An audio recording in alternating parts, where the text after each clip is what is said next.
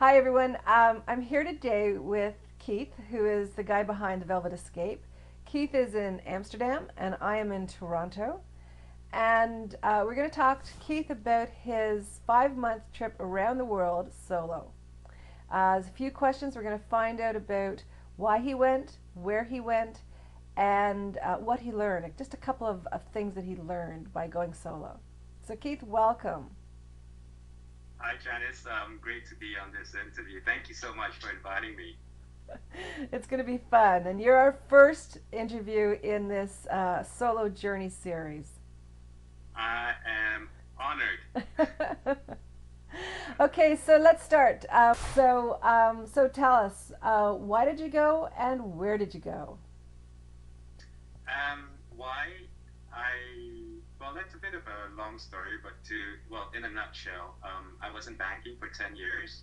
And last year I was more or less presented with a choice to continue with banking or to take a break. And I chose to take a break and go and do my own thing for a while. I felt that after 10 years in banking, I needed to, you know, decorporatize myself and get back to my roots and reassess myself, my past, where am I going in the future, and that's why I chose to do this trip. And part of this trip was also to reconnect with, well, not exactly reconnect, but spend some time with my family and friends who are all over the world, and that was the main reason why I started my trip in Southeast Asia, because that's where I'm originally from Malaysia, and I started in Malaysia, spent lots of time with my family, went to other places in Southeast Asia I've never been to before, like Cambodia and parts of Thailand, Mm. and then I went to Australia, loads of family there. So some of whom I've not seen in more than 20 years. So that was a really big thing for me. Um, and from there, it was across the Pacific, the South Pacific. I've always wanted to go to Tahiti and Bora Bora, so I did that, and Easter Island, and then 2.5 months more or less in South America, Chile and Argentina. Oh my goodness, that's quite Yeah, the odyssey. Yes. yeah, So, it was. and so tell us, what did you learn? Like, what was the most interesting thing that you noticed about the world, and what was the most interesting thing you learned about yourself? Yeah. Actually, they're pretty much connected.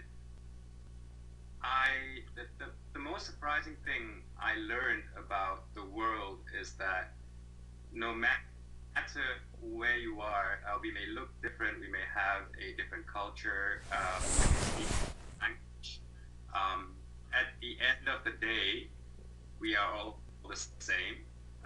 We all have the same challenges, the same dreams, the same day-to-day problems, the same goals, and everything. It's all at varying levels, of course. But at the end of the day, I found out, and which was quite a bit of an eye opener for me. Everyone is the same, Mm-hmm.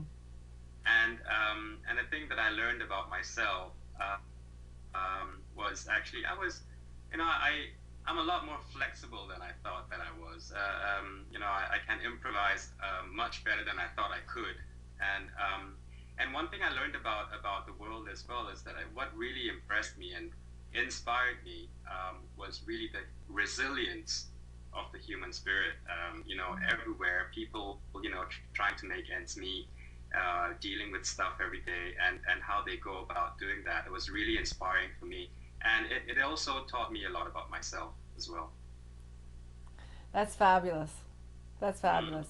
And that's one of the benefits of going solo, right? absolutely.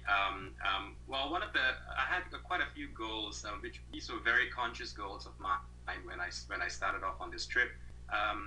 One of them was to well, reconnect with myself, get back to my roots. One of them was to challenge myself. I think when you've been in a corporation for well, like I was for 10 years, you kind of like get into some sort of a corporate straitjacket. And what I wanted to do with myself was get rid of that straitjacket and look at the world through my own eyes, Right. rediscover the world and just be more open and not judgmental. So the thing I chucked out the window, the first thing was judgment, and just being open about everything that I saw, and that really you can only do if you travel alone, and Right. there's no one there that's influencing you in any way, or you're keeping with you're just